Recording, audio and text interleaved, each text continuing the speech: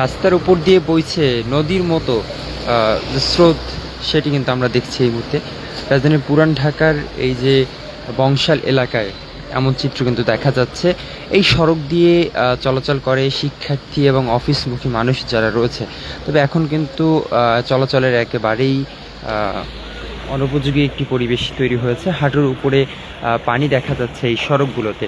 দেখলে মনেই হবে না যে এগুলো কোনো মানুষ চলাচলের সড়ক, মনে হচ্ছে যে এটি কোনো একটি জলাধার। এমনই মনে হচ্ছে যেখান থেকে আসলে নৌকা দিয়ে চলাচলের মতো উপযোগী একটি পরিবেশ এই মুহূর্তে তৈরি হয়েছে।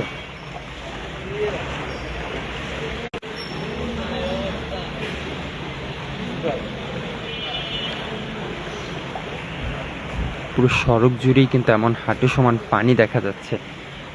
এতে কিন্তু সাধারণ মানুষের যে ভোগান্তি রয়েছে সেই ভোগান্তির জায়গাটা অনেকটাই বেড়েছে। এবং আমরা দেখছি যে অফিসগামী মানুষ যারা রয়েছেন তাদের দিকে কিন্তু এই যে ভোগান্তির শেষ নেই। আপনারা দেখছেন যে হাঁটু সমান পানির মধ্যে কীভাবে মানুষ চলাচল করছে।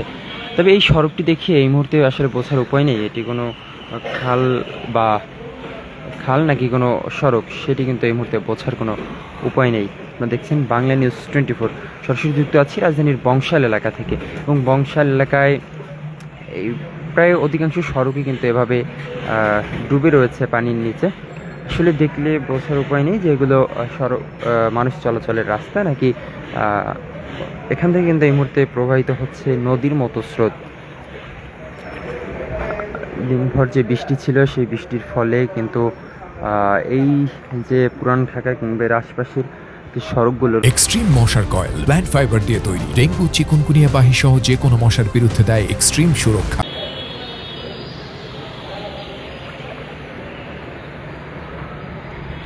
আপনারা দেখছেন যে এই হাঁটু সমান পানিতে কিন্তু ঘরবন্দি হয়ে রয়েছে অনেকে, এবং বিশেষ করে শিক্ষার্থীদের জন্য এটি বাড়তি একটি ভোগান্তির সৃষ্টি হয়েছে।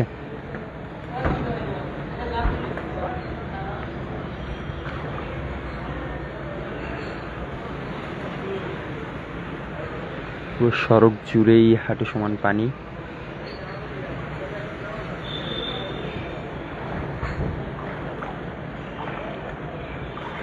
এই সড়ক দিয়েই হাজার হাজার শিক্ষার্থী কিংবা অফিসগামী মানুষ যাতায়াত করে থাকেন, তারা কিন্তু আজ সবাই ভোগান্তির শিকার হচ্ছেন।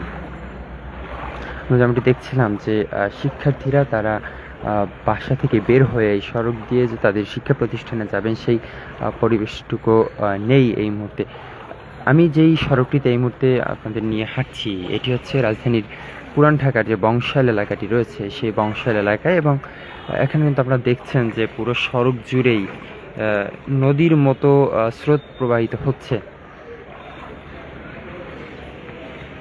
শুধু এই বংশাল এলাকা নয়, রাজধানীর বিভিন্ন এলাকায় এমন এই স্রোত প্রবাহিত হতে দেখা যায় সামান্য বৃষ্টি হলেই। দর্শক, আপনাদের সঙ্গে ছিলাম আমি রুহুল আমিন, বাংলা নিউজ 24, ঢাকা।